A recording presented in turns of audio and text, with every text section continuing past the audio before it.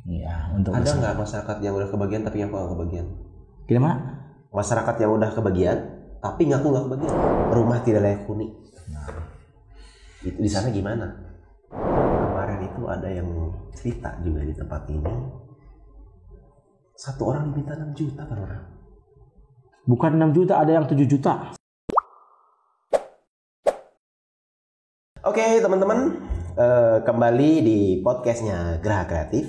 Hari ini kami kedatangan tamu spesial. Orang nomor 1 di Desa Kareo. Kira-kira siapa orangnya? Ini kita sambut Pak Lurah, Pak Lurah TV. Selamat datang di Geraha Kreatif. Sambil minum Pak Lurah. Nah, Siap. gimana Pak Lurah kabarnya? Alhamdulillah baik-baik saja. Di musim corona banyak yang demo dong. Beli produk dalam negeri, beli produk UMKM. Lihat di deskripsi ya. UMKM sejahtera, Indonesia merdeka.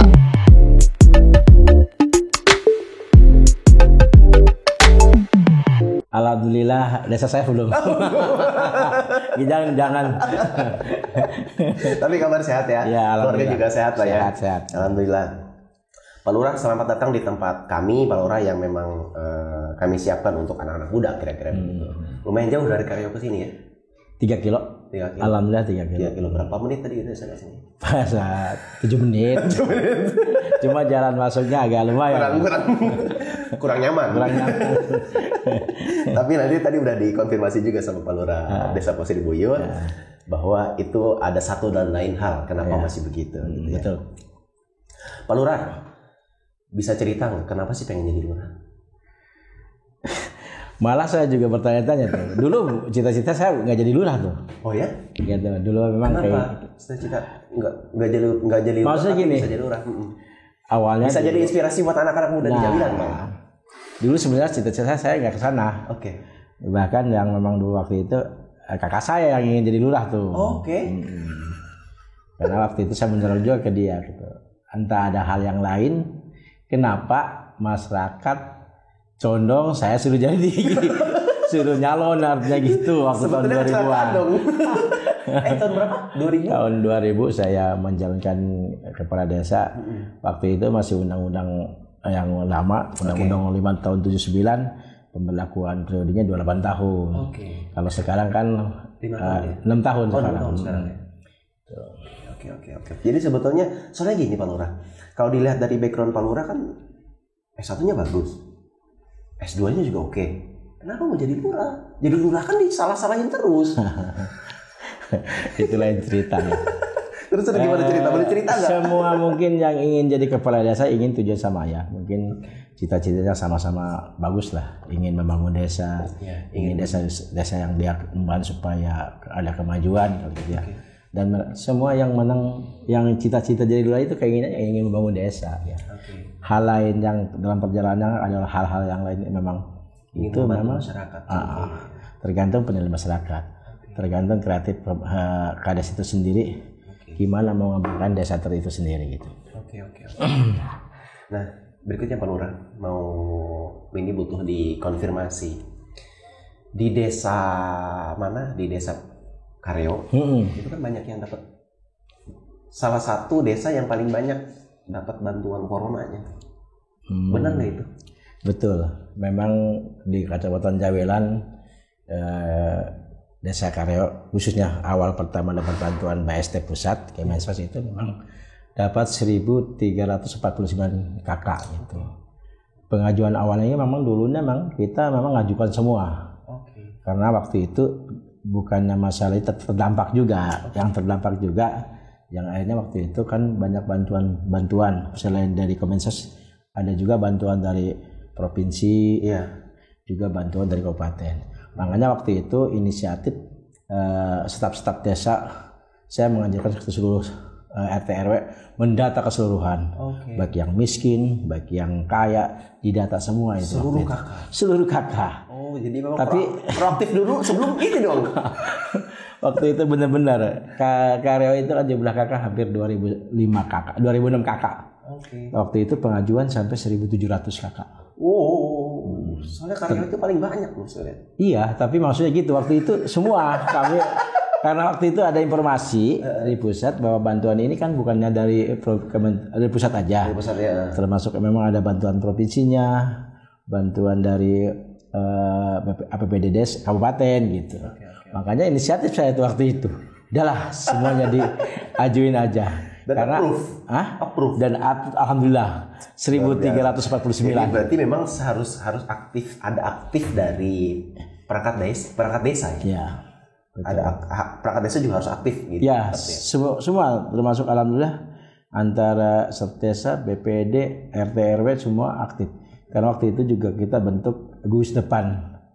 Gugus Depan artinya relawan Gugus Depan. Saya sebagai ketuanya, wakil ketuanya BPD itu. Oke, mantap.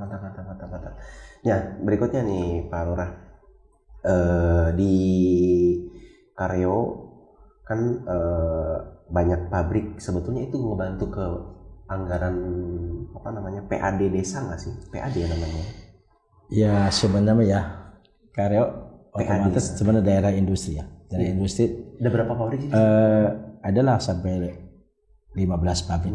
Tapi banyak juga yang nggak aktif itu ya. Soalnya kan kemarin juga pas corona juga banyak yang istilahnya goyang lah akibat corona. Iya. Banyak yang di off gara-gara corona juga. Sebenarnya ya alhamdulillah ya untuk masalah industri positif dan negatif sih ada. Oke. Karena bagaimanapun banyaknya industri juga masyarakat kita juga terbantukan ya. Masih perekonomian termasuk mungkin. Ya kerja juga kayaknya udah banyak di Karyo kan. Ya artinya kan perekonomian muter Pak. Selain memang kebutuhan karyawannya terpenuhi, di situ masyarakat yang bikin kontrakan, yang dagang-dagang gitu. Perputaran ekonomi ya alhamdulillah. Tapi banyaknya pabrik juga banyak juga pengangguran. Ini yang saya kadang-kadang karena memang tiap tahun juga kita meningkat terus yang lulus sekolah. Jadi untuk mengatasi masalah pengangguran luar biasa. Saya sendiri ada kewalahan. PR yang berat gitu ya. Apalagi saat ini kan kadang-kadang pihak pabrik juga istilahnya posisinya masih bertahan. Kadang-kadang boro-boro mau maju untuk mempertahankan pabrik itu sendiri. Untuk di operasional bisa hidup juga kayaknya harus berdarah-darah. Betul. Nah itu juga jadi salah satu buat pengertian buat masyarakat bahwa pabrik eksis itu juga semata-mata bukan, ya mereka juga sekarang lagi berdarah-darah untuk bisa hidup kan gitu ya. Untuk mempertahankan aja.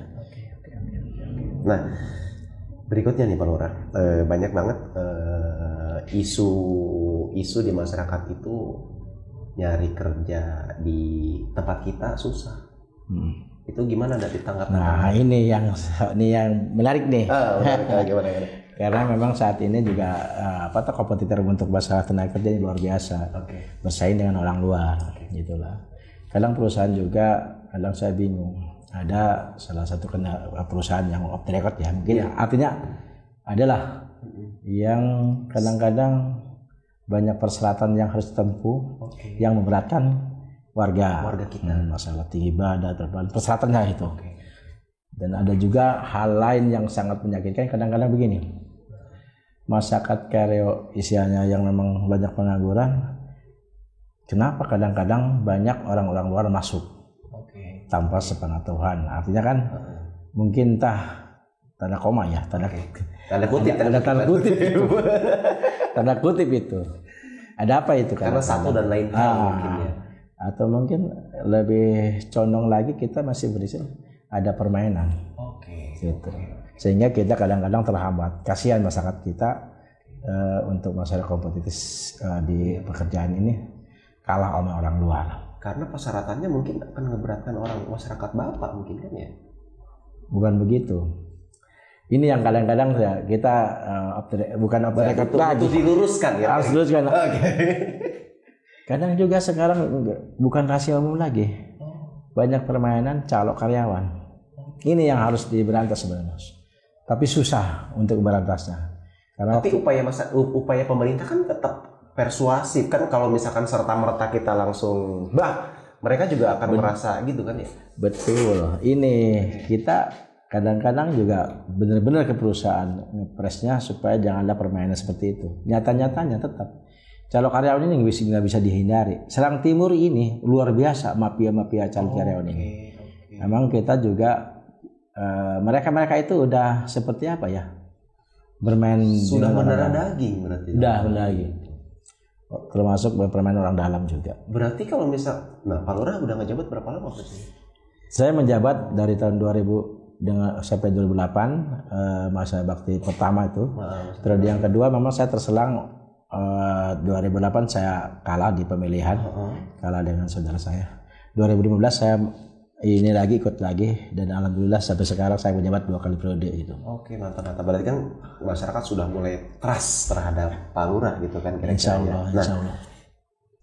Itulah PR yang sampai hari ini belum dapat solusi yang kira-kira atau solusi yang treatment yang bagus kira-kira gitu ya. Nah, berikutnya Pak Lurah, biasanya kami kasih namanya rapid test atau pertanyaan-pertanyaan yang dibutuh dijawab cepat. Siap. Pak Lurah pilih orang jujur atau orang pintar? Saya orang jujur. Kenapa Pak Lurah? Karena orang pintar banyak tapi gak jujur. Nomor 2. Kerja keras atau kerja pintar? Kerja pintar. Kenapa Pak Lurah? Kerja pintar menghasilkan kualitas yang baik. Oke. Orang malas atau orang rajin? Orang rajin lah. Kenapa Pak Lurah? Hah? Kenapa? Kan orang malas juga punya banyak solusi. Iya, orang rajin harus bergerak. Karena gini, solusi orang malas nggak dapat apa-apa. Satu lagi. Iya. Pejabat atau pengusaha? Apa? Pejabat atau pengusaha? Sebenarnya jujur dua-duanya bingung saya jawab nih. Pengusaha ya mau, pejabatnya lagi ini. Ya sedang menjabat, sedang diberikan amanah. Iya. Lurah atau masyarakat biasa? Masalah pilihannya apa gimana? Lurah atau masyarakat biasa? Sebenarnya saya lebih baik lurah, karena bagaimanapun kenapa ya lurah? Lurah sebenarnya kalau kita benar-benar menerapkan pelayan yang terbaik, di situ ada nilai ibadahnya. Oke. Iya karena gini, benar. Pak Lurah milih jadi lurah berarti kan sudah menginfakkan diri untuk masyarakat gitu ya. Insya Allah. Pak Lurah itu akan dikomplain selama 24 jam Pak. Jadi masalah itu udah tugasnya kepada tugas ya. Ini the best nih. Ini jadi maksudnya gini, keluarga gimana awal-awal Pak Lurah ngejabat? Awal-awalnya bisa cerita nggak? Saya juga kaget kali mulai. Waktu itu memang benar-benar saya dulunya nggak ada cita-cita jadi lurah gitu. Ya. Karena memang itu udah mungkin masyarakat menginginkan ya, dan memang waktu itu memang ya kita bersaing dengan para rekan-rekan waktu itu. Alhamdulillah saya terpilih, dan otomatis kalau sudah terpilih harus benar-benar dan risikonya harus kita terima, harus apapun gitu ya. Ya karena dikomplain 24 jam Pak. Betul. Orang sakit pasti nanyain Pak Lurah, orang mau ke rumah sakit nanyain Pak Lurah, nggak dapat kebantuan corona nanyain Pak Lurah, ya kan? Semua komplek. Bahkan orang yang cerai yang apapun kadang-kadang minta pendapat ke lurah. Termasuk permasalahan rumah tangga juga sama. Komplek lah untuk itu. Tapi insya Allah soal itu udah kewajiban kita sebagai pemerintah. Karena memang niatnya sudah diinfakkan buat masyarakat gitu. Insya Allah. Berikutnya Pak Lurah, ada pengalaman nggak yang tidak bisa dilupakan sampai hari ini selama menjabat menjadi pejabat publik ya namanya? Ya, pejabat orang nomor 1 di Kareo kira-kira. Pengalamannya ada pengalaman yang bisa diceritakan nggak? Saya bingung ya. Atau apakah itu hal lucu, hal yang memang aneh dan seterusnya? Kira-kira apa? Ini kalau kita ngobrol nyantai ya, soal kehidupan di desa. Artinya juga adalah permasalahan yang memang kita kadang-kadang memang harus kita terima apa adanya. Orang bilang istilahnya ya perjuangan yang memang pahit. Emang kalau pahit emang pahit, banyak cercaan, banyak hinaan, bahkan banyak fitnahan. Itu udah resiko bagi kepala desa.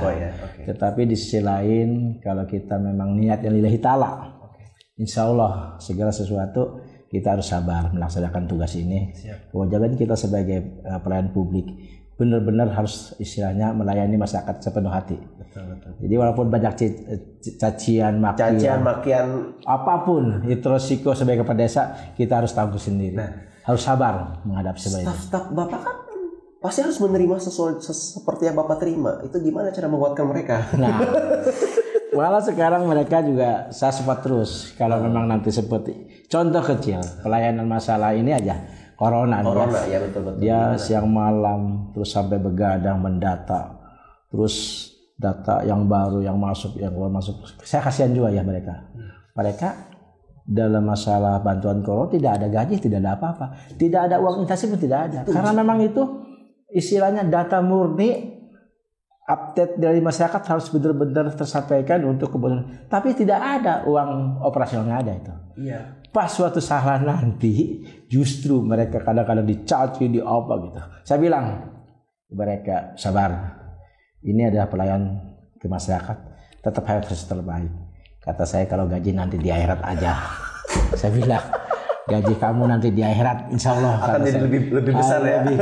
Jangan ngeluh. Nanti kalau ngeluh kamu kerja keras aja tapi nggak ada amal ibadah saya bilang. Okay. Saya tetap seperti itu. Tetap disupport itu ya. Seperti itu. Dan mereka suka tersenyum juga. Mental fisik mereka tuh lagi ditempa. Terus terus. Bahkan yang kurang puas ada masyarakat yang kurang puas datang ke desa memaki-maki apa gitu. Padahal udah jelasin program apapun yang memang ini harus jelasin masyarakat. Iya. Tapi kalau masyarakat tidak ngerti, tidak puas, kadang langsung mencelak ke desa itu. Jadi sumpah serapah datang udah setiap hari dong kalau gitu. Enggak tiap hari. Yang mungkin yang komplain aja. Karena namanya juga masyarakat banyak ya. Ada yang pemahamannya langsung diterima. Ada yang sama sekali nggak ngerti. Seolah-olah desa itu hanya desa lah. Pasti itu permainan desa. Padahal nggak seperti itu.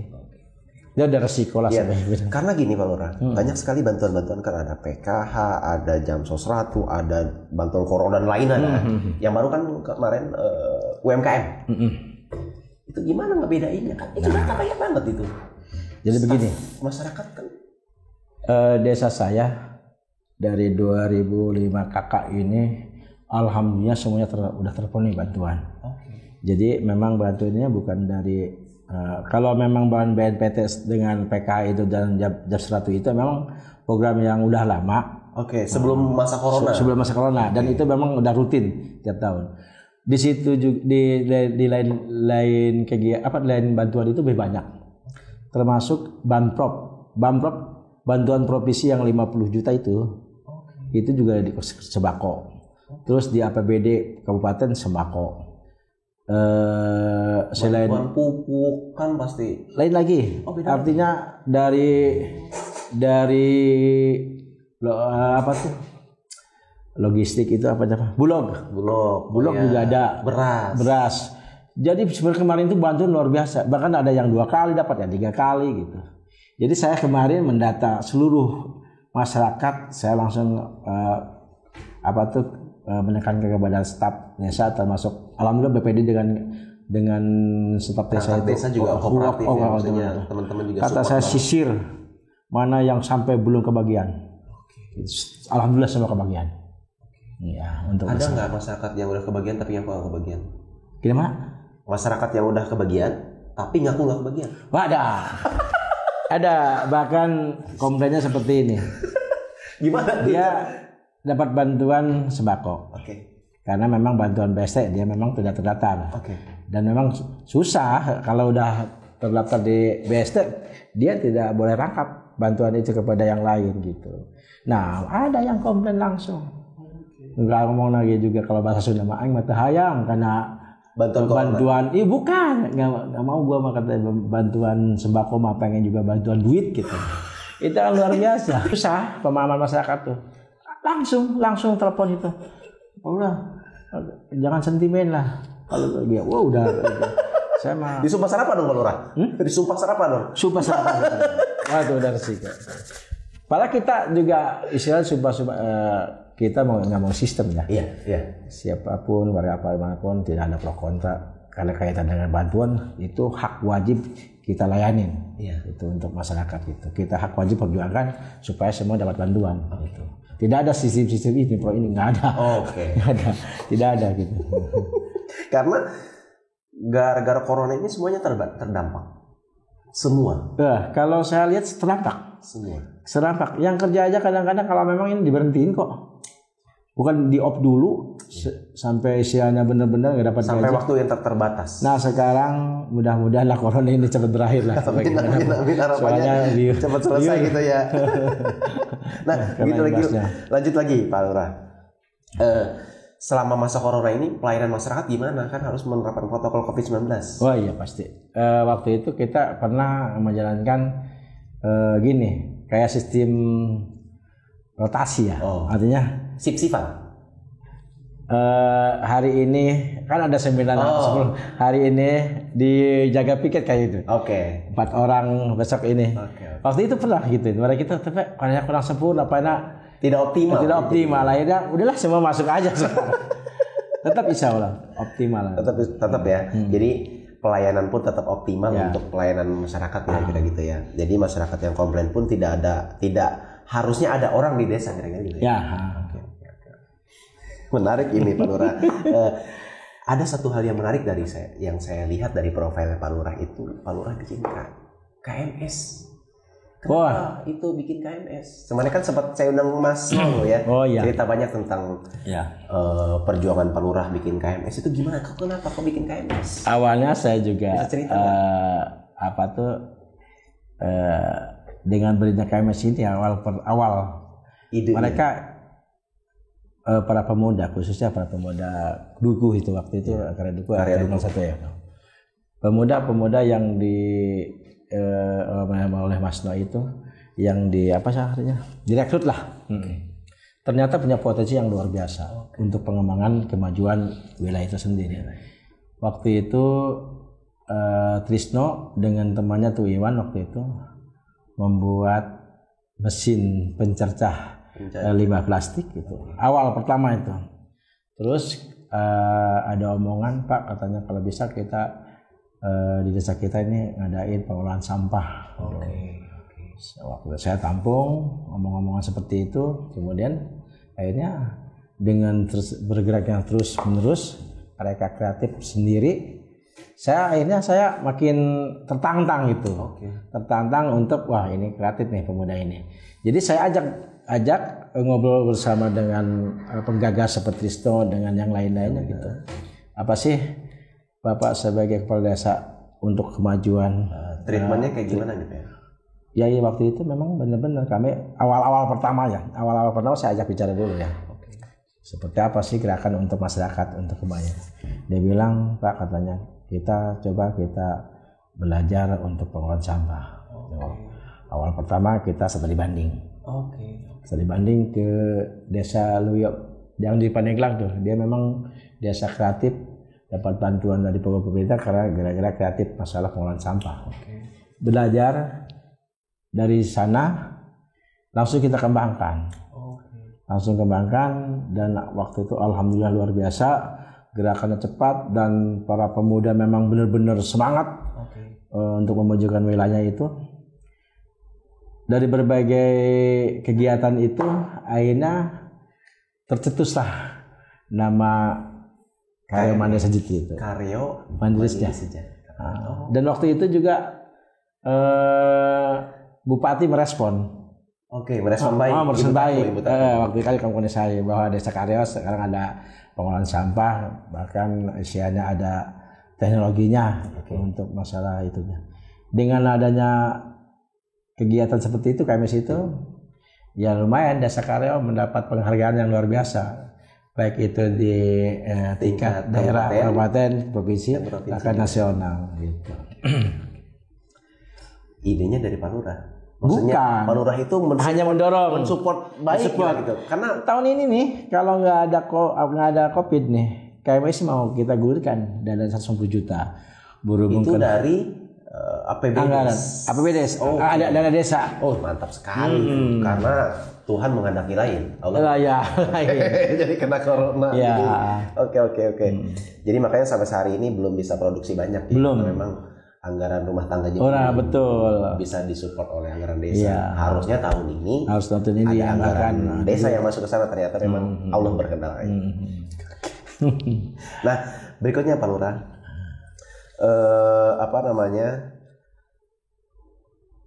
Rumah tidak layak huni. Itu di sana gimana? Memang di Desa Karyo. Tahun ini juga kita nggak ada lagi mendata. Karena yang sudah dapat hanya dapat 2 di Desa Karyo dari CSR, 1 dari CSR Kabupaten, 1 lagi CSR dari Matopon itu siapa Pak Anas itu yang ini. Oh iya, hanya dapat 2. Pabrik. Pabrik dong. CSR dari pabrik benar. Yang dari iuran pabrik itu. Ya, itu kalau sekarang dapat 2. Tapi tahun ini kemarin rapat dengan Dinas Perkim bahwa ada 4.000 kuota yang harus dibagikan kepada 300 desa, termasuk saya memang dari awal oleh Perkim suruh mendata seluruh desa. Karyo dengan yang lainnya semua mendata. Tapi insya Allah kayaknya mungkin ini bantuan dari APBN kali ya. Oke. Jadi harusnya lebih banyak dapatnya ya. Iya. Kalau sedikit sih paling 25 rumah lagi. 25 rumah lagi ya. Oke. Karena itu ada persyaratan tertentu. Oke. Gitu ya. Apa biasanya syaratnya itu? Ya tanah benar-benar rumahnya yang benar-benar nggak lantai, terus belum ada keramik. Oke. Nggak ada subsidi buat anak-anak muda yang baru nikah gitu. Nanti sebetulnya milenial ini nih yang mau nikah belum punya rumah nanti disubsidi sama Pak Lurah. Belum ada yang sampai ke sana ya? Belum ada. Nah, berikutnya Pak Lurah, apa sih yang di pengembangan desa ke depannya itu kayak gimana? Ada planning nggak 2-3 tahun atau sampai 5 tahun ke depan lah ya? Sebenarnya keinginan seperti itu ada. Bahkan mungkin di undang-undang kades seperti saya ini kan, bagaimana daerah itu supaya maju kan, otomatis kita harus mempersiapkan ya SDM-nya seperti apa untuk langkah-langkah kemajuan desa itu sendiri ya. Ya itu seperti KMS itu. KMS kalau memang penuh kita dorong. Bahkan KMS ini kan baru 1 RW nih. Iya. Makanya saya dukung aja. Nanti ke depan saya dapatkan baru 1 RW, ke depan semua RW harus mengikuti kreatif seperti itu. Karena saya lihat potensinya luar biasa nih para pemuda Karyo. Karena bisa menyerap tenaga kerja di situ ya. Iya, potensinya luar biasa. Makanya kalau kepala desanya diam aja ini salah besar. Makanya saya lihat potret mereka. Kalau kita nggak dorong, jadi bahu membahu ya sambil bareng-bareng kita. Karena bagaimanapun desa Karyo sebenarnya desa industri. Betul. Seharusnya memang PAD-nya lebih besar dari desa yang lain. Bisa merasakan manfaat lebih banyak. Iya. Kira-kira gitu ya. Iya. Sekarang ini saya juga lagi menggagas desa internet masuk desa. Oke. Maksudnya bagaimana? Itu gimana Pak Lurah? Ada pengusaha yang memang bermitra dengan para kepala desa, dan memang kemarin habis rapat dengan Abdesi bahwa nanti desa akan ada internet. Mungkin ada gardu khusus di pusat, terus ke kecamatan, terus ke desa. Dari desa juga akan selalu ke tiap RT gitu. Ya nanti kayak jualan pulsa kali itu nantinya, kayak jualan kuota nanti kali. Yang penting kan mungkin ada kemajuan lah buat desa. Ada sumber pendapatan. Mungkin percaya sampai hari ini dengan ada internet itu kita bisa pengetahuan akan lebih. Ya betul. Nah ini kita harus mempersiapkan dengan teknologinya yang sekarang ini, jangan sampai warga gagap iptek. Harus benar-benar gitu. Oke. Program Pak Lurah ke depan berarti akan menuju ke sana dong. Wah. Saya banyak cita-cita tinggi nih, nggak tahu nih hasilnya. Artinya gimana desa saya supaya maju berkembang ya. Artinya kan harus benar-benar karena begini, anggaran dana desa ini kan insya Allah bergulir terus. Siap. Sedangkan di Karyo sekarang ini untuk pembangunan infrastruktur jalan tinggal 10% lagi sisa. Oh jadi tidak begitu banyak isu jalan ya kalau di sana? Ya insya Allah tinggal 10% lagi dan ini kami mensiasati dan anggaran desa ini walaupun COVID kita masih bisa ngebangun.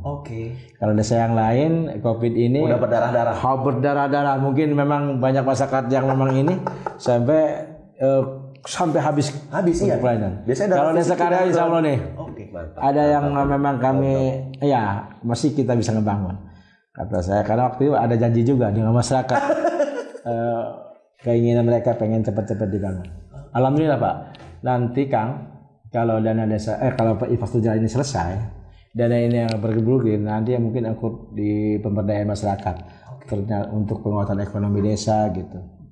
Karena saat ini Desa Kareo mendapat bantuan dari dana desa dan DD itu dengan perimbangan pajak itu 1,3. Mudah-mudahan ke depan tahun ini aja katanya pemerintah menaikkan anggaran dana desa 74 triliun.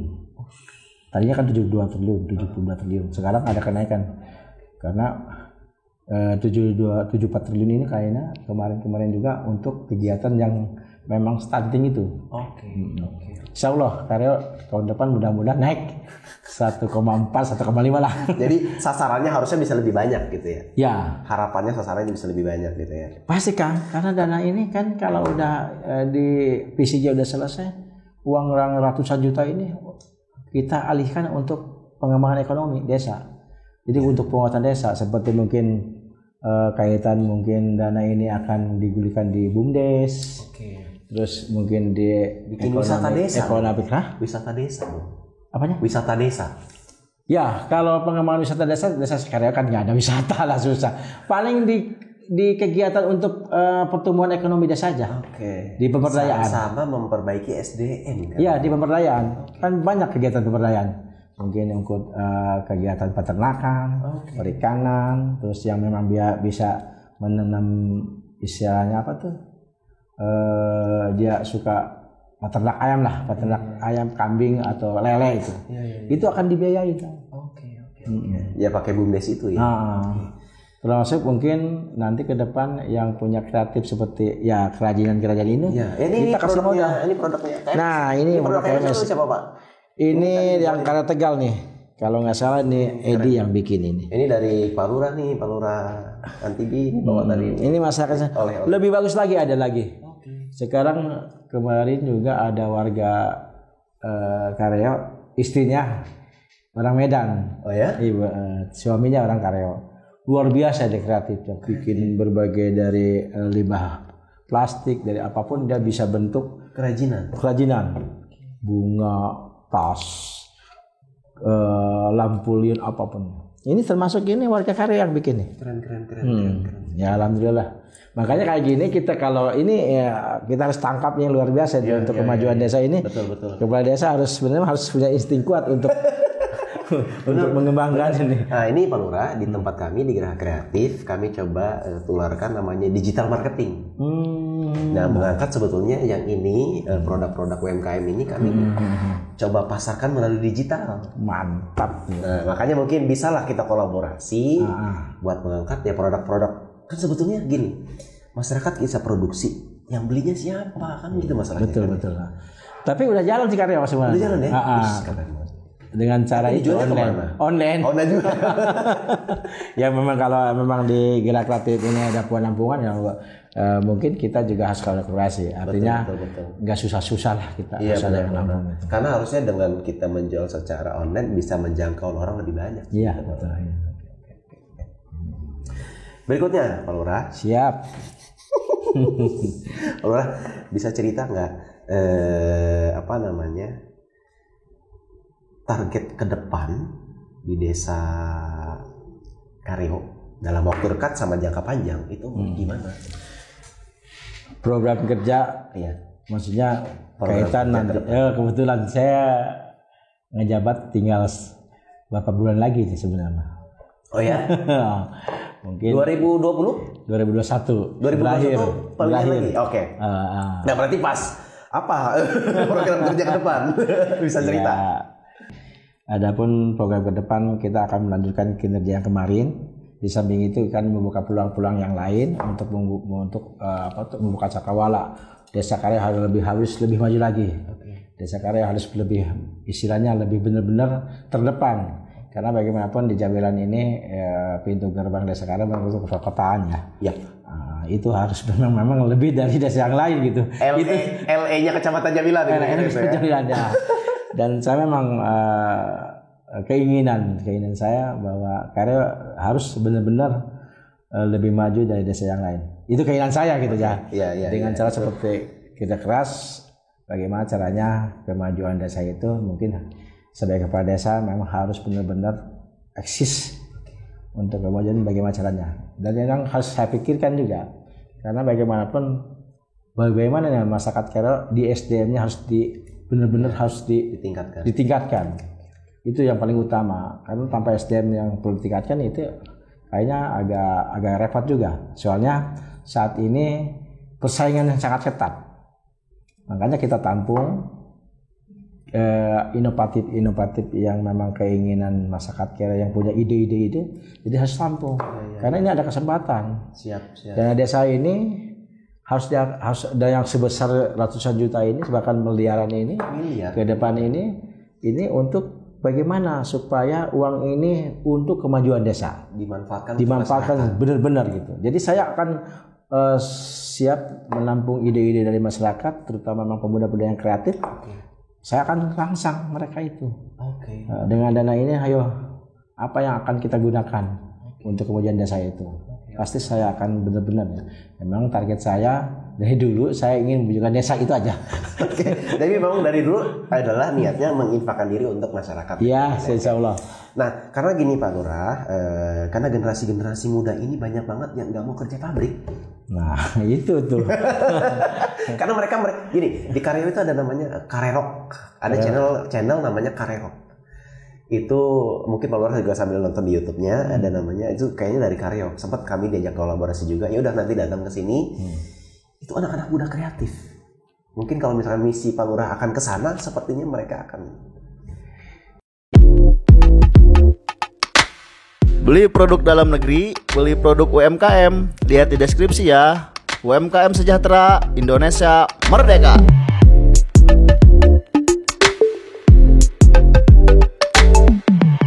Banyak di Karero itu bukan Karero, banyak geng juga. Oh ya. Emang sebenarnya begini ya, kalau kita arahkan insya Allah anak Karero itu juga nurut. Artinya kan harusnya memang kita juga peka lah terhadap mereka yang memang kadang-kadang yang sempat pemuda yang malas apapun mereka kalau kasih kesempatan untuk berinovasi gitu.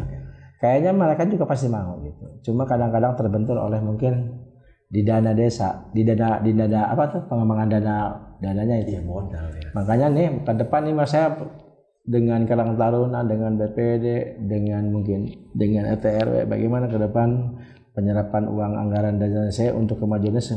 Jadi saya pasti akan ada musyawarah untuk kemajuan desa. Karena memang ide ini bukan hanya kepala desa, jadi ide ini saya tampung juga dari masyarakat. Gitu. Karena masyarakat juga punya kalau pas diajak bicara, diajak musyawarah itu banyak ide-idenya yang memang ini harus kita ambil gitu ya. Iya. Diambil dan dikasih rangsangan. Iya. Biar mereka juga bisa maju. Ya buktinya itu makanya termasuk KMS ya. Jadi berarti kan sebetulnya kalau dilihat track recordnya prestasi apa sih yang dibanggakan selama Pak Lurah menjabat? Kalau prestasi loh ya. Karena itu harus Pak Lurah jual. Ya. saya bangga dengan masyarakat Karero. Karena bagaimanapun di bidang olahraga aja selalu dapat juara. Oh ya. Alhamdulillah. Bola pernah jadi juara. Bahkan juara apa yang kemarin di Menteri Kementerian Desa itu pernah juara 1. Wis mantap sekali. Terus di provinsi pernah juara 3. Wis mantap. Juara kecamatan pernah. Apalagi Menteri Kesehatan pernah. Itulah termasuk kreatif mereka luar biasa sebenarnya mah. Tanpa dorongan dari kita tahu-taunya dia udah inisiatif sendiri gitu. Di situ banyak tokoh seperti Sukari saudara yang Karbit tuh Sukari itu Guru Suwardi yang lain-lain termasuk memang Yayat itu. Mereka itu istilahnya dengan sendirinya menggerakkan para pemuda yang lain untuk kemajuan di olahraga itu.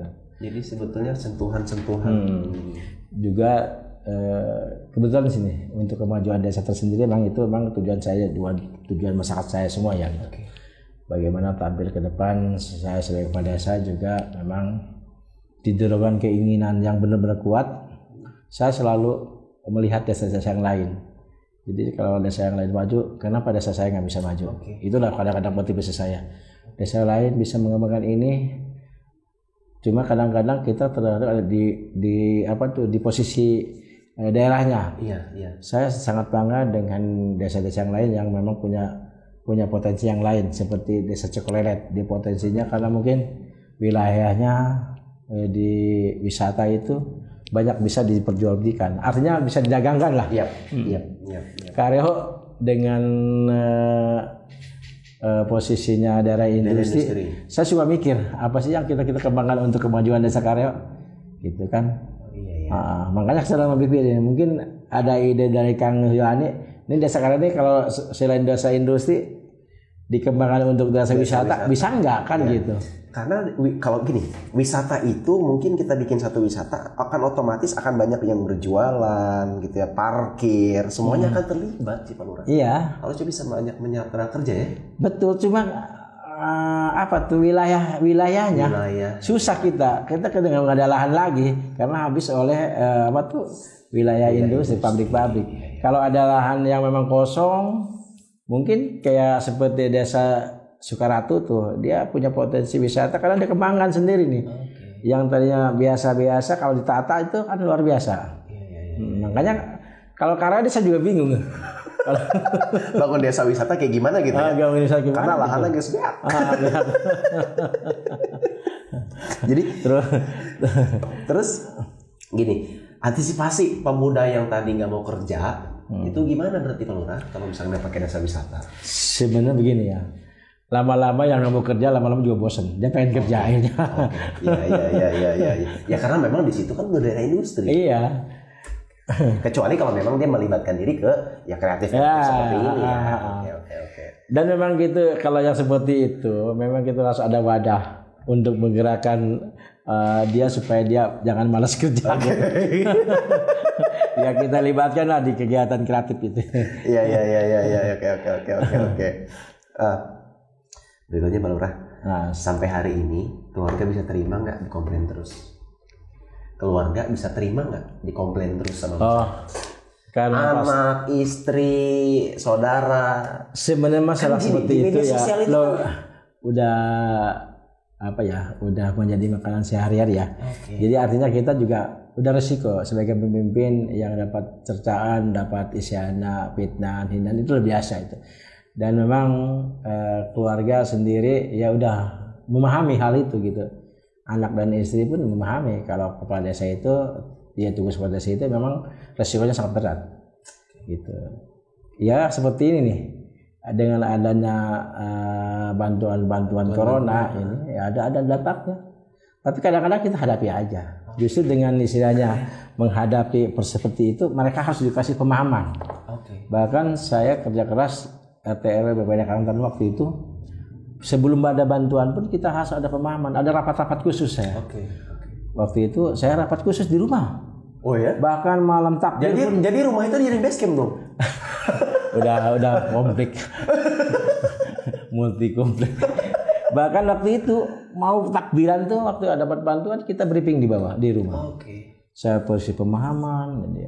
Jadi nanti bantuannya seperti ini sudah jelasin gitu. Jadi kalau sampai saya menyampaikan juga kepada RT RW, adapun kerja kita sebagai pelayan publik banyak risiko. Pasti mereka menginginkan kepuasan pelayanan terhadap diri kita. Tapi tujuannya semua benar ya. Ingin benar-benar setiap RT itu nggak ada niat-niat untuk istilahnya mensejahterakan rakyatnya. Betul. Semua RT RW itu keinginannya mensejahterakan masyarakat, harapannya menjadi lebih baik. Baik. Karena juga kita support juga. Adapun hal lain mengenai masalah cacian makian, memang kita sebagai manusia biasa ya. Kadang kita mengajukan, pas yang diajukan yang nggak dapat gitu. Itu resiko, pasti akan ada cacaan, ada makian. Padahal itu sebenarnya bukan nggak dapat, hanya waktunya itu masih tertunda. Jadi nggak sabaran masyarakat yang belum dapat bantuan langsung maki-maki. Itu resiko. Padahal itu hanya tertunda waktu saja. Ya kan sekarang ini anggaplah bantuan dapat 10 orang dulu. Padahal masih banyak bantuan yang belum didapat. Yang belum dapat ini langsung begitu aja mengungkapkan kemarahannya. Gitu. Kata saya itu resiko sebagai pemimpin. Kita harus Oke. Karena udah jadi pejabat publik ya. Semua orang bisa menilai gitu maksudnya. Tapi dari lurah, RT, RW, perangkat desa itu berarti satu lagi Karang Taruna, LPM. Ya. Itu harmonis ya? Alhamdulillah. Saya di Desa Karyo, kelembagaan desa itu dari RT, RW, Karang Taruna, BPD, LPM, alhamdulillah. Bahkan mereka kalau ada apapun permasalahan mereka justru membantu saya. Oke. Alhamdulillah. Jadi tidak ada istilahnya lembaga desa saling dorong-dorongkan lah. Saling menjatuhkan, tidak ada. Alhamdulillah saya dengan anggota termasuk Mas tuh anggota BPD Desa Karyo. Ketuanya Pak Guru Musli juga. Jadi mereka apapun kegiatan mereka selepak bareng-bareng gitu saya. Nggak itu motif pas musdes gitu apapun masyarakat gitu ya. Waduh, apapun permasalahan mengenai masalah kegiatan desa mereka benar-benar ngebantu saya sebagai kepala desa. Oke, berikutnya nih Pak Lurah. Siap. Saya lihat biografinya Pak Lurah itu Pak Lurah salah satu ketua Abdesi. Ketua Abdesi Kabupaten. Apa itu Pak Lurah bisa cerita Pak? Abdesi itu asosiasi kepala desa, adalah Abdesi Asosiasi Pemerintah Desa Indonesia. Induknya tetap di pusat. Maksudnya Abdesi ini bukan di kabupaten tapi langsung ada di pusat juga. Di pusat Abdesi diketuai oleh Dr. Sindra Tawang, orang Makassar. Di provinsinya DPD diketuai oleh orang Tangerang, namanya Pak Suta Wijaya. Saya sendiri mengetuai DPC Kabupaten Serang, membawahi 326 desa. Luar biasa. Kenapa di Karyo? Kenapa nggak di Pasir Buyut? Jadi salah satu prestasi dong buat Pak Lurah. Biasa aja. Memang agak unik jadi ketua Abdesi ini ya, karena jumlah. Jadi super sibuk banget dong Pak Lurah. Saya senang aja. Saya dari dulu senang di organisasi. Bukan semata-mata saya untuk tujuan jadi ketua. Saya senang aja di organisasi. Dari dulu saya berbagai organisasi saya sekarang juga saya lakukan. Juga saya sebagai ketua GAN Kabupaten, ketua MKTEK, ketua Majelis Pertimbangan Karang Taruna juga dengan Pak Bahrul Ulum. Di LSM Latbas juga saya sebagai humas itu. Kalau di organisasi saya senang. Saya melihat seperti ini ya, desa ini kan di seluruh Indonesia ini desa ada 74.600 sekian. Kalau untuk Provinsi Banten desa ini ada 1.346. Kalau di Serang desa ini ada 320 desa. Artinya saya memimpin 300 desa nih. Itu masalahnya. Berbagai. Makanya jadi super sibuk banget dong ini Pak Lurah. Ya lumayan sibuk. Bahkan saya kadang juga suka ini juga agak sedih juga kadang-kadangnya. Saya banyak kegiatan di organisasi Abdesi ini memang itu benar-benar sibuknya. Kenapa? Setiap kegiatan rapat-rapat di dinas itu harus ketua Abdesi itu diundang. Mau dinas kesehatan, dinas apapun itu. Semua dinas termasuk untuk urusan Perkim kemarin untuk Lahu. Saya dulu yang diundang untuk mensosialisasikan ke bawah. Kesehatan. Terus setiap dinas yang punya kepentingan kadang-kadang ketua Abdesi panggil. Ya kadang-kadang ya kalau saya sibuk sekali saya ada wakil gitu ada gitu. Makanya kadang sedih juga nih. Banyak juga nggak ngantor dan di desa gitu. Karena mungkin banyak kegiatan di situ. Tapi kan untungnya tadi perangkat desanya udah Alhamdulillah. Solid gitu kan. Ya kita kan kadang-kadang ya kalau udah ini Pak, Bapak sekarang tugas baru enggak? Tidak. Oh udah. Ini ada banyak tantangan. Ya saya masuk dulu ke tantangan. Beres tantangan kadang-kadang ada kegiatan lain saya kamu. Apa yang lebih vital lagi untuk masalah kadang-kadang di masyarakat ya. Sebagai kepala desa ada hal yang paling sangat krusial itu mengenai masalah pas akan ada kemusibahan. Itu kadang mesti saya walaupun penting-pentingnya saya mesti harus datanglah ke tempatnya. Ya kita mungkin 70% bisa mengayomi untuk masalah seperti itu, tapi 30% untuk kegiatan yang luar. Apalagi sekarang ini kegiatan saya memang benar-benar luar biasa sibuknya. Karena di Abdesi juga banyak program. Iya kan? Di Abdesi banyak program kaitan untuk pembangunan desa. Jadi memang harus benar-benar tampil juga. Seperti sekarang Abdesi bergandeng dengan pengusaha-pengusaha yang memang bertujuan untuk kemajuan desa. Seperti sekarang ini Abdesi dilibatkan untuk ada semacam musyawarah Pertades, Pertasok. Apa itu? Itu Pertasok itu nanti desa akan ada pertanian mini. Oke. Itu dibiayai oleh BUMDes. Ya, ada dua nih program pemerintah. Itu modelnya dong. Hidroponik itu modelnya. Bukan kayak saya Indomobil apa yang ada itu. Itu kan yang sekarang beredar di masyarakat itu rekanan Pertamina. Tapi nanti ke depan Pertasok langsung. Pertanian itu maksudnya Pertamina mini masuk desa gitu. Itu ke depan itu dibiayai oleh BUMDes. Oleh anggaran dana desa. Jadi harusnya dengan adanya BUMDes bisa mengenjot penghasilan desa. Wah iya. Makanya nih dana desa kan nanti kalau visinya udah selesai, jadi kan ke depan untuk pemberdayaan, untuk penguatan ekonomi desa. Dalam berbagai mungkin cara usaha di desa seperti apa gitu, dikembangkannya. Ya makanya program Abdesi luar biasa banyak. Abdesi macam-macam kegiatannya. Favorit atau paling keunggulan program Abdesi apa sih Pak? Unggulan maksudnya? Biasanya kan di setiap daerah itu punya potensi masing-masing ya. Atau mungkin ada lebih ke similar atau lebih ke ada beberapa desa yang jadi ada persamaan. Biasanya unggulannya apa? Biasanya kan wisata atau apa sih? Kalau macam-macam untuk masalah kegiatan di desa itu tergantung wilayahnya sih. Dan wilayahnya. Wilayah industri memang mengembangkan sendiri. Wilayahnya pertanian mengembangkan sendiri. Ya, bahkan saya sangat bangga dengan desa-desa yang lain yang memang tampilnya luar biasa. Contoh desa Cikolelet. Juga desa Sukaratu yang di Cikesal. Mereka mengembangkan pariwisata. Jadi mereka dengan dana desa ini mereka mengembangkan sehingga untuk menarik mengenjot daerah wisata dia kreatif tuh. Bikin apa itu Bang? Bikin apa itu? Mereka. Bikin taman-taman wisata. Jadi macam-macam dia kreatifnya. Lihat aja nanti di YouTube kayak desa Cikolelet. Di situ dia punya potensi luar biasa. Jadi kan nanti ke depan jangan jauh-jauh wisata ke Bandung kan macet. Mending ke sana nggak kalah jauh keindahannya. Terus desa kayak nih Cigesalnya ada desa Taman Ratu. Ini apa ya? Cikolelet. Iya, luar biasa Cikolelet. Jadi itu, memang Cibaja itu indah kan. Makanya nggak usah ke Bandung jauh-jauh. Ke Cikolelet bener. Tapi nanti yang dekat ini kecamatan tetangga kita Cigesal juga ada. Itu namanya desa Taman Cikarat. Desa Ratu. Desa Ratu. Jadi memang setiap desa itu punya treatment sendiri-sendiri. Ada yang sekarang makin berkembang. Ada kan sekarang desa Ciberem. Desa Ciberem itu ada di daerah Padarincang. Yang punya peternakan punya Pak Siswono tuh kalau nggak salah. Waduh luar biasa itu. Ada lagi banyak desa yang sekarang lagi dikembangkan untuk wisata. Luar biasa ini. Saya juga bangga pada mereka itu. Karena mereka juga terbatas oleh dana desa. Biasanya kan terbatas dana Pak Lurah. Justru kadang-kadang sebenarnya pemerintah juga sangat open ya terhadap kemajuan desa. Artinya kalau memang desa itu punya aman akan diperhatikan.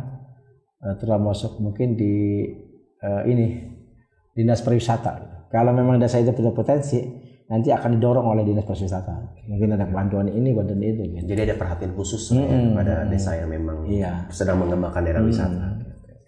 Iya, karena jadi PR kita adalah mungkin di desanya Pak Lurah di Kareo, karena daerah industri ya, jadi memang kita keterbatasan lahan. Ya itu, saya mikir nih kalau daerah saya daerah industri ini untuk mengembangkan wilayah untuk supaya desa ini maju. Wisata, kata saya wisata nggak ada lahannya gitu. Makanya bingung saya. Paling gini aja mungkin PAD yang digenjot untuk masalah daya industri mah ya mungkin kita ada kerjasama dengan para perusahaan. Gitu. Mau tidak mau ya, jadinya karena memang treatment setiap desa kan beda-beda ya. Iya. Oke. Jadi PR bersama dong kalau gitu Pak Lurah. Next question atau pertanyaan berikutnya. Apa harapan Pak Lurah di masa depan sama masa jangka pendek ini? Jangka pendek sama jangka panjang lah. Jangka pendek dulu ya. Jangka pendek juga tujuan saya juga akan menjabat lagi. Ayo menjabat lagi. Artinya mau ikut berkompetisi lagi di 2021 ini. Artinya kan ya saya upaya sekarang memaksimalkan bagaimana saya mungkin harus berjuang supaya dapat hasil lagi ya. Oke. Itu mungkin jangka pendeknya. Jangka panjangnya Pak Lurah? Jangka panjangnya kalau memang saya terpilih kembali, saya benar-benar ingin mengembangkan Desa Karya ini, desa yang benar-benar ada kemajuan gitu. Mandiri. Itu yang paling penting mandirinya.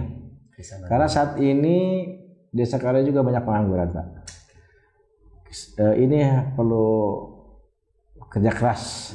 Bagaimana caranya supaya pengangguran ini bisa jangan ada pabrik tapi banyak pengangguran, ini luar biasa bagi saya. 15 pabrik loh Pak. 15 ya? Hampir 15 pabrik. Ya Pak, tapi ada juga pabrik yang memang kebutuhannya sedikit, ya ada yang banyak. Ini yang selalu saya mendapat beban bagi saya, banyak pabrik pasti banyak pengangguran. Saya sih keinginan sih para pengusaha seharusnya mereka melihat bahwa mereka istilahnya berinvestasi di Desa Karya yang memang dulu-dulunya masyarakat Karya masa belajar petani digusur jadi pabrik, seharusnya mereka juga harusnya memberikan masyarakat peduli. Yang kadang-kadang menjadikan kan banyak orang luar, bukan kita anti orang luar. Artinya mereka tersaingi oleh orang luar. Karena orang luar ini ada yang menjembatani. Gitu. Mungkin adiknya, mungkin orang kakaknya. Yang jelas yang paling prihatin sangat seperti ini, adanya orang luar dijembatani oleh masalah uang. Itu berarti penyogokan itu yang menyakitkan bagi saya. Ini kadang-kadang suka membuat saya dengan mereka suka ngobrol-ngobrol nih. Gimana cara memberantas mafia-mafia calo yang itu? Karena mereka ini sangat rapi, susah. Pak Lurah, kemarin itu ada yang cerita juga di tempat ini. Satu orang diminta 6 juta Pak Lurah. Bukan 6 juta, ada yang 7 juta. Serius itu? Betul. Itu sangat luar biasa. Bahkan mereka berani di FB bahwa lowongan ini pabrik ini katanya butuh ini dengan admin sekian. Gila nggak itu? Dia berani itu. Jadi bukan rahasia umum lagi itu. Jadi mafia calo ini susah diberantas. Bahkan saya waktu itu pernah dengan berkomunikasi dengan bupati. Bupati juga sangat geram. Bupati ini sangat geram. Karena bupati juga sebetulnya tahu. Bukan tahu-tahu lagi. Namanya jadi Serang Timur ini, apalagi daerah industri kan? Industri. Ini bukan masalah. Kenapa sekarang masyarakat pribumi banyak nganggur? Karena tersaingi oleh orang-orang luar. Mereka ini mafia yang ini. Karena orang dalamnya ini kerjasama dengan calo-calo luar. Udah ada pembuktian, udah ada yang ditangkap, udah ada. Tapi tidak jadi. Ini kalau yang kerjasama dengan orang dalam ini memang benar-benar. Bahkan di pola-pola ada yang kadang mungkin setahun langsung berhenti ganti yang baru. Ini bukan kasihan lagi. Kenapa? Bukan kita anti orang luar, betul. Cuma ini akan terhambat terus warga kita. Ya, harusnya gini Pak Lurah, kan teorinya ketika banyak industri di sini yang mendapatkan manfaat juga harusnya orang sini dong. Harus orang sini dong. Karena dulunya dia bertani, dulunya dia mempantar lahan, sekarang digusur. Kan otomatis kan pengalihan pertaniannya udah nggak ada. Iya. Karena liur nih bagi saya. Jadi saya kasihan, saya berjuang terus. Saya justru gimana caranya yang berantas seperti itu ya? Karena mereka juga kan enak kerjanya, cuma jadi calo aja dapat duit dari uang. Iya Pak Lurah, ucang-ucang kaki, orang mau masuk kerja udah setor uang, gitu kan kira-kira. Jadi sebetulnya memang ini udah isu bersama yang butuh kita selesaikan. Betul.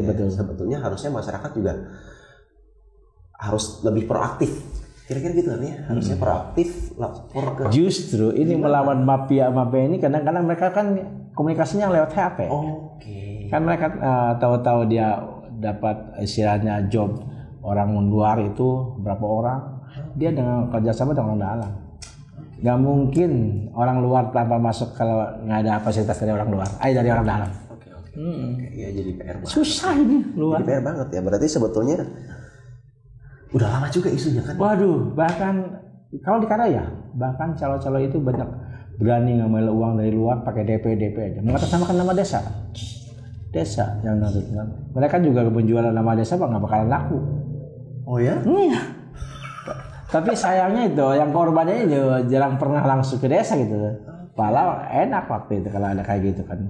Kamu nanya usianya ngasih uangnya ke siapa atau siapa kan gitu. Iya, soalnya gini, kalau misalkan kita langsung komplain keras banget ke perusahaan akan nggak nyaman. kita pernah berapa kali demo kayak seperti itu, karena itu kayak udah kesal gitu ya. Salah satunya itu, istilahnya mendemo juga salah satunya itu adanya percaloan gitu. Ya karena kasihan juga ya kalau memang nanti setiap permasalahan di demo-demo juga kan kita kasihan juga sama investor ya yang menang. Iya, kita juga harus melindungi. Nggak nyaman. Kan ini jadi salah satu aset. Sebenarnya gini, bosnya mah nggak seperti itu. Iya, pasti. Nggak seperti itu. Ini mafia pegawai-pegawainya nih. Lama itu ada permainan. Oke, semoga nanti sampai dengan ke ownernya perusahaan, Pak Lurah, pesannya sampai ke sana, jadi nanti perusahaan pun bisa evaluasi. Iya, saya keinginan gini ya, warga karya yang sekarang ini saya lihat masih banyak pengangguran ya. Memang tiap tahunnya itu memang lulus sekolah memang ya, pertama terus masih nganggur, tambah lagi gitu makin. Saya sih keinginan kepada semua pihak tuh, sama perusahaannya. Perusahaan mereka itu harus peduli, peduli pada lingkungan. Bagaimanapun mereka juga hanya satu-satunya harapan untuk penghasilan yaitu mereka kerja di perusahaan itu. Kerja di perusahaan yang ada di sekitar rumahnya. Mudah-mudahan ke depan banyak pabrik lah di wilayah Jambilan. Ya amin. Jadi maksudnya banyak pabrik di sana pun banyak masyarakat yang ikut kerja di sana, menyerap tenaga kerja yang ada di sekitarnya kan sebetulnya. Semoga pesan ini sampai ke ownernya perusahaan-perusahaan dan memang kita doakan calon-calon itu segera bertobat. Dan kalau terus-terusnya gitu, kapan matinya bisa bahaya. Mungkin sakit stroke apa tuh. Biasanya ada kok karmanya. Tapi kita doakan semuanya. Mudah-mudahan lah mereka istilahnya tobat lah. Amin. Nah, karena kalau gitu aja kan itu makan uang haram itu. Betul, Betul, Nah, next question. Terakhir sebetulnya. Siap. Pak Lurah, apa yang mau disampaikan kepada masyarakat Pak Lurah? Kami silahkan waktunya disampaikan maksud Pak Lurah, kemudian prestasi-prestasinya apa sih mau yang sampaikan kepada masyarakat Pak Lurah? Silakan sama kamera Pak Lurah. Kalau saya sih masih menjawab sekarang ini, masih ada waktu mungkin beberapa bulan lagi, entah bulan berapa saya juga belum tahu, kaitan masalah untuk pilkada ke depan juga saya nggak tahu. Ya, yang jelas saat ini memang saya masih ada tugas. Saat ini saya akan mengakhiri jabatan saya untuk ke depannya itu bagaimana saya sebaik-baiknya dalam melayani masyarakat, supaya masyarakat juga apapun keinginan dan harapan-harapan masyarakat itu agar saya bisa benar-benar memperjuangkan. Harapan saya ke depan ya memang mudah-mudahan saya terpilih kembali. Amin. Dan ini mungkin perjuangan saya harus tuntas karena banyak program ini masih banyak cita-cita saya yang belum terkabul ya. Keinginan saya ini bahwa ini ke depan saya terpilih ini saya itu ada harapan yang memang saya harus perjuangkan gitu. Karena bagaimanapun saya tahu persis, karena selama saya menjabat 2 periode ini masih ada keinginan cita-cita saya itu bahwa Desa Karyo ini ke depan seperti ini. Terutama untuk masalah ini saya harus mengenjot masalah masyarakatnya, harus benar-benar SDM-nya harus kita kuatkan. Maksudnya harus saat ini perbaiki dari sisi SDM. Iya, di sisi SDM-nya. Mereka kalau udah pinter di iptek, pinter apapun gitu. Sekarang kan udah teknologi canggih. Mereka bisa menggali potensi yang ada di iptek itu untuk dikembangkan untuk kemajuan desa. Makanya saya sangat bangga dengan masyarakat Karyo, terutama kemarin aja nggak nyangka loh. Desa Karyo mendapat juara harapan 1 di Bengkulu melalui TTG. Apa itu? Teknologi tepat guna. Dengan istilahnya menciptakan mesin pencipta. Ini luar biasa bagi saya. Saya bisa karena tingkat nasional ya. Tingkat nasional di Bengkulu. Saya bisa berkompetisi dengan mereka dari berbagai provinsi, dan kita nggak nyangka dapat juara harapan 1 se-Indonesia. Luar biasa. Waktu itu saya bangganya karena apa? Karyo istilahnya telah membanggakan Kabupaten Serang, Iya, Pak. membanggakan Provinsi Banten, Kecamatan Jawilan. Jawilan ya udah otomatis lah. Iya, makanya. Tapi mereka juga kadang-kadang juga mungkin masyarakat Kera belum enggak karena memang ini enggak semua tahu. Padahal itu salah satu luar biasa. Apresiasi, achievement yang butuh diapresiasi. Karena Pak, selama ini ya jujur lah prestasi saya ya saya akui, saya sangat bangga lah bagaimanapun telah tampil istilahnya berprestasi lah di tingkat nasional. Tingkat nasional ya? Tingkat nasional itu. Oke, mungkin keren. Saya coba summary bahwa pemerintah pun sudah berjuang gitu ya, melaksanakan mandat dari masyarakat, menginfakkan dirinya untuk masyarakat gitu ya Pak Lurah. Jadi apapun yang dilakukan oleh pemerintah hari ini, pemerintah desa khususnya dari Pak Lurah Santibi hari ini, memang itu sudah sesuai dengan tugas dan fungsinya. Insya Allah. Menginfakkan dirinya gitu ya Pak, untuk keberlangsungan hidup masyarakat dan kesejahteraan masyarakat. Kira-kira gitu ya? Iya. Keren. Ada lagi mungkin yang terakhir disampaikan? Apalagi itu. Oke. Ngobrol dulu Bayan. Kita ada berapa waktu nih? Udah 1 jam lebih. Waduh enggak nyangka kita ya. Tapi nggak apa-apa. Sebetulnya banyak banget masih pertanyaan yang saya coba siap, nggak apa-apa ya. Next time kita bikin episode kedua kira-kira. Siap. Untuk hari ini saya pikir sudah dulu. Ya, siap. Kita harus menyelesaikan podcast episode pertama. Mungkin terima kasih Pak Lurah. Sama-sama. Ya, terima kasih sudah datang ke Geraha Kreatif. Ya, teman-teman stay safe buat warga Karyo. Nanti ditunggu tayangnya.